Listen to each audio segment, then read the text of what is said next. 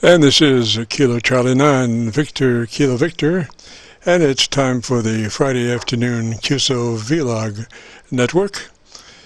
If you've got a radio, you're interested in hearing the audio, we are recording now live till 5, and later on we'll post it up on YouTube, and you go to YouTube and do a call letter search for Kilo Charlie 9 Victor Kilo Victor, and we will have it posted in the next couple of days. Also, if you have a radio, you want to check out the audio, we offer a tune-up service for the modulation, and so that's our specialities. So we'll be now live till 5 on KC9VKV's Qso-Vlog, and we're now listening for Charlie up around the Canadian border to open up our show. Perhaps, Charlie, you got a copy?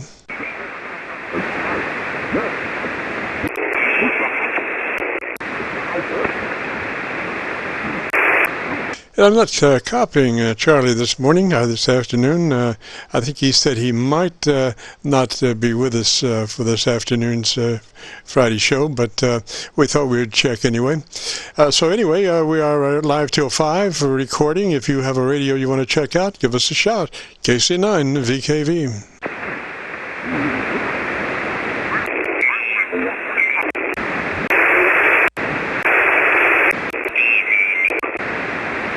And also of note, we are running 4 SDR remote receivers this afternoon. We're running Rochester, New York, Raleigh, North Carolina, Milford, PA, and Alexandria, Virginia SDRs. So, hopefully we can get a little bit better signal for our 100-watt friends when they try to check in. Sometimes 40 meters is not very gracious for 100-watt radios at about 400 miles. A lot of times they'll be coming in at about a 2 over the noise level, which is pretty noisy. So we do try to reach out through our SDRs and get a little bit better copy for our recording. This is KC9VKV. Okay, Jim, I found the copy of the frequency. KC9VKV, if you can hear it, because it's loaded people. F.Y.I. Roger, Charlie. There is quite a bit of traffic. I was getting quite a bit of blow-by that transmission. We are checking out our 10-foot loop antenna, our 10-foot magnetic loop antenna.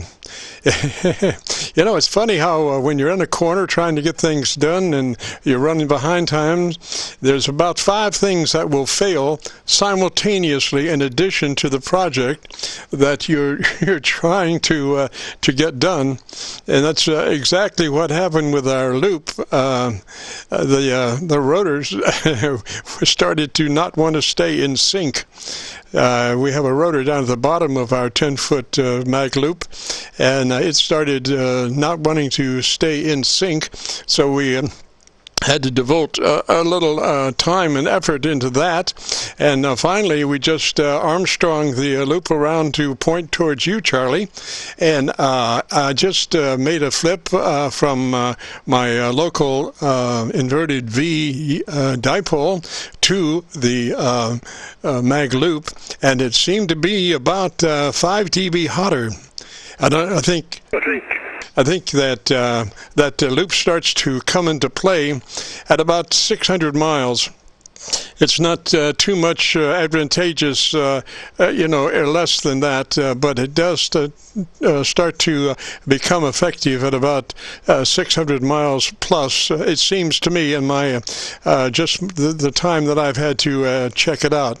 We used a 1-inch Heliax, a 10-foot diameter, 32.5 feet circumference, and it, like I say, it gave me just a moment ago, it gave me about 4 dB hotter signal, between 4 and 5 dB hotter signal on your signal versus my dipole. Roger, Roger. Roger. Okay, are you on that loop right now? Go ahead. No, I'm be transmitting on my regular antenna. I'll be transmitting on my regular dipole antenna. I haven't come up with a VariCap to make the loop work. We did design the loop for a kilowatt, but we've got to get that that special VariCap that will allow us to run a kilowatt. Roger? Roger. Okay, understand. I'm sure I can hear you. You're about 9% over. You're about 9% over. I do have Ian. I recorded VK3 Mike Oscar this morning right here. Well, I was on 7150. And we had, in fact, who's on frequency at the moment, W.A.3O with us, and also Charley-K1Gzl down in Florida. I'd like to put this on, and you could record it. I do have Ian's permission down there in north and west of Melbourne, Australia, and I'll play that recording here. Go ahead.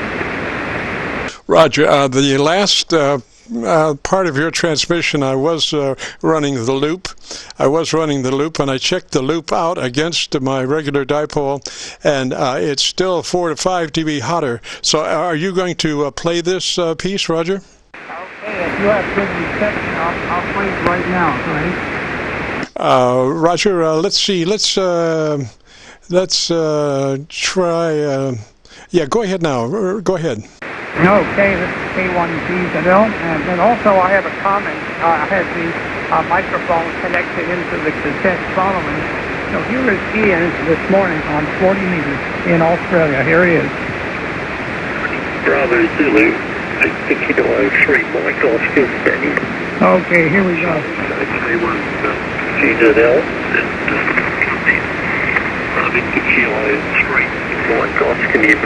And it's a remarkable event that she went solo all the way around the world from Vancouver, British Columbia, all the way around the world, and did this in 9 months solo. And that is the first time, I understand, as far as I understand, that a lady had done this. And that she is the oldest person ever to go solo in a sailboat all the way around the world. And Ian, who you just heard on the tape here, did a remarkable job of talking to her very frequently, as have many of the amateurs, and I myself have worked through several times on her journey. This is Charley-K1Gzl. A little bit of a voice problem there at the moment, talking into the cassette recorder with this other microphone. Okay, did you copy that, Jim? It was a little bit longer than I thought it was. KC9VKV, K1Gzl, that was quite a trip. Roger, Charlie. Unfortunately, the intelligibility was not as good as could have been. We had a low spot in the conditions, and it seemed like the audio was low. It was kind of peaky. It would hit 0, but a lot of it was under, by quite a bit. I did record it. I'll review it. I may have to chop it, though, because it did seem to be large parts of time. It was unintelligible, Roger, unfortunately. Yeah, are you listening through an SDR or direct? Go ahead. Right now, I'm on the loop antenna. It's about 6 dB hotter than my local, and I'm not really getting any good signals on my SDRs, unfortunately. No. Okay. Well, you would. I was hoping you would. Is on Mike, or are you on in Pittsburgh? Interesting about the loop, I've messed around with loops. I have a 22 loop that's made out of 5/8 copper. Just wondering how big of a vacuum variable do you need? How big of one? I have one that I pulled from my first original loop, and it's sitting in the drawer. So let me know what you need, and maybe we can maybe we can get that to you. Over. Roger, Roger. Well, like I say, I'm transmitting now on my regular dipole. As near as I can figure, this is a 1-inch heliax, 10-foot diameter, 1-inch heliax, 10-foot loop. Roger. Yeah, Roger. Well, you can do the calculations. There's a calculator online that'll tell you the approximate cap voltage, the approximate kilovolt of cap, and what you'll need in picofarad. So if you get a chance, calculate that out and see where you're at. I may have a vacuum variable that'll hold back a kilowatt. I run mine at about a kilowatt at home, and you can look on my webpage. I think it's on there. On QRZ, but I'm hearing you well. I'm hearing Charlie well.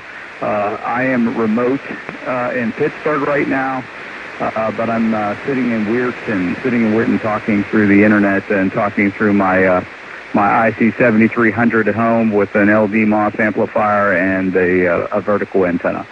KC9VKV in the group, Whiskey Alpha 3 Oscar remote. Roger, great signal, great signal. Now, what's the size of your loop? My loop is, I believe it's 22 feet of 5/8 copper. 22 feet of 5/8 copper is what mine is, and I have a vacuum variable that is motor driven. To tune it because they are so narrow. They are so very narrow, maybe only 5 or 10 kc, well, probably about 10 kcs on 40. 10 kcs, maybe 15 kcs if you're lucky on 40. I'm sure you realize that with yours. But they're very, very tight. I have 1-inch heliax in my basement to make another one, to make another loop like you did, but I have not done that yet. But mine is 5/8, copper in a circle. Over. Roger. Near as I can figure, I think we're going to be somewhere in the neighborhood of 20 kVA. Yeah, probably. Do you know the picofarad? Like I said, I have. And max gain systems. Look up max gain systems. They sell fiberglass, but they also sell reasonable vacuum variables. They're poles. They're used, but I bought two of them from Max Gain Systems. Both of them each were under $100, and you'd be able to probably find them what you need. But there's a calculator online if you put in the diameter that you have and the the size of the loop conductor and all that, you can figure out closely what you need in picofarad. Over. Roger. I was just shifting that last few seconds between my the loop and my dipole, and you were a good 5 to 6 dB hotter on the loop, Roger. Yeah, I've noticed that as well. I've worked Ian a lot, and there are times with my dipole and the loop we're very, very close.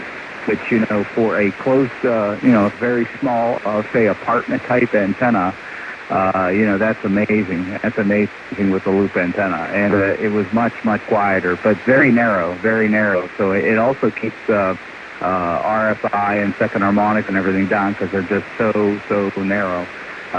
Maybe 15 kcs on 40. So KC9VKV Whiskey Alpha 3 Oscar remote. Roger, Roger. This loop is only about 3 feet off the ground.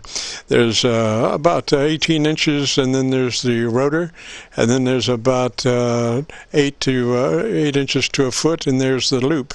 So it's a very low loop, but it's amazing the signal strength that it works. And I got it figured that it is one of those longer conditions kind of antenna. I was copying a Canadian net the other night that the audio was 7 dB hotter than my dipole, and it also was 2 dB less noise than my dipole, or 3 dB less noise than my dipole.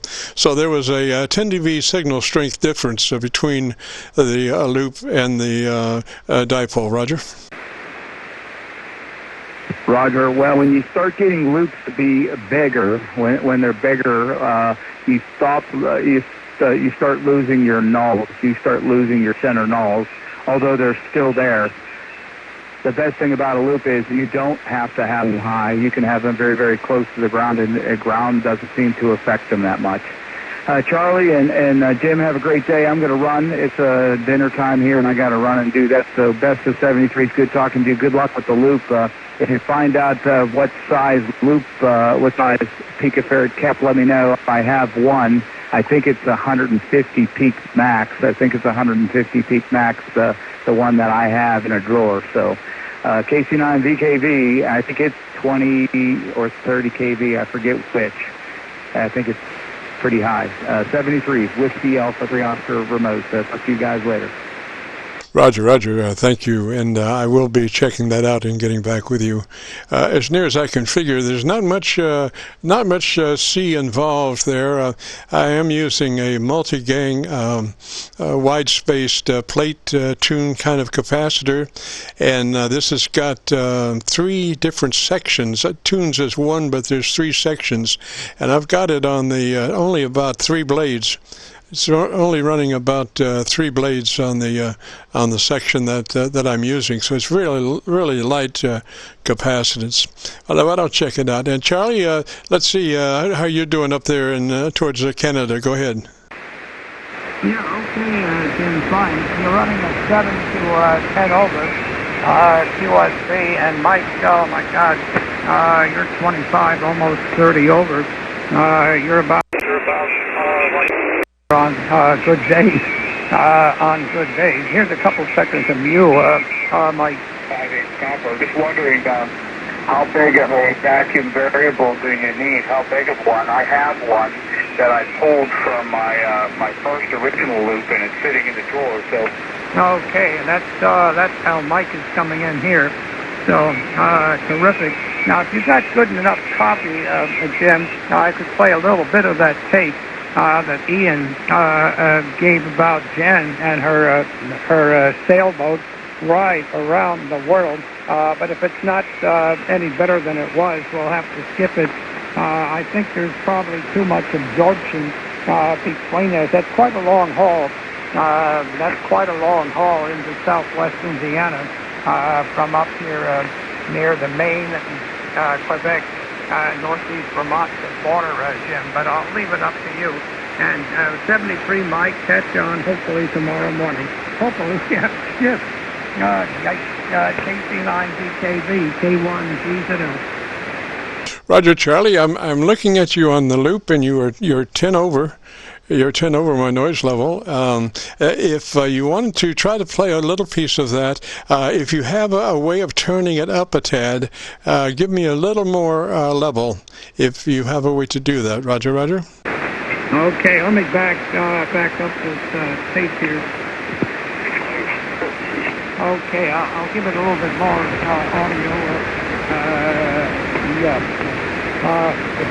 Here we go, I hope. South America across the bottom of South Africa and the bottom of New Zealand, and then back up to British Columbia. A very brave person, Johnny. Did you get that okay? K1Gzl, VK3MO, Vel, Victor Kilo 3, Mike Oscar near Melbourne, returning. And radio call letters were VE0, JS, VE0, Japan, Sierra. And she had just turned 78 years of age. 78 years of age, I think, probably in August of course, of 2019. And it's a remarkable event that she went solo all the way around the world, Vancouver, British Columbia, all the way around the world. Incredible. Did this in 9 months solo, and that is the first time, I understand, as far as I understand, that a lady has done this, and that she is the oldest person ever to go solo in a sailboat. Did you copy that? KC9VKV, K1Gzl.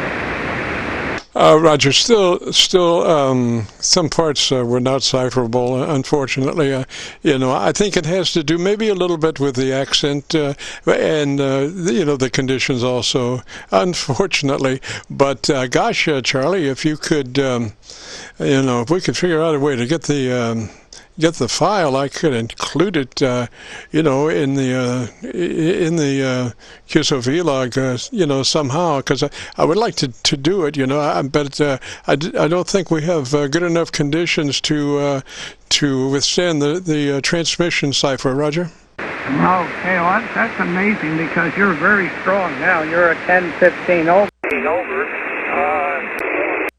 Very good. It's not reciprocal, but I realize pretty well in front of my 3-element diamond-shaped wire quad, and you're receiving me on a loop, a small loop antenna, and it's just too far away for this time of the day, Jim. If this were another hour or two later, maybe 2 hours later, it probably would be much, much stronger. Go ahead.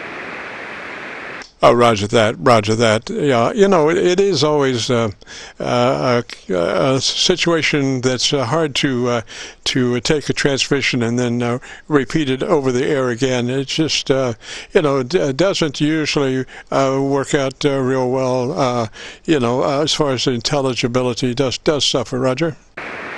Well, it takes a bit of time to get used to the Aussie accent. If you're not used to it, then it becomes hard to understand no matter what the conditions are. Go ahead. Oh, that's a Roger. That is a Roger. Yeah, we'll figure out a way to get it in there one way or the other, Roger. Okay. Maybe next week we'll have a little better conditions. Last week I did hear your pickup last Friday on the 23rd. That was terrific. That worked out fantastic. I think the best you've ever recorded me, but today it's not as good. Go ahead.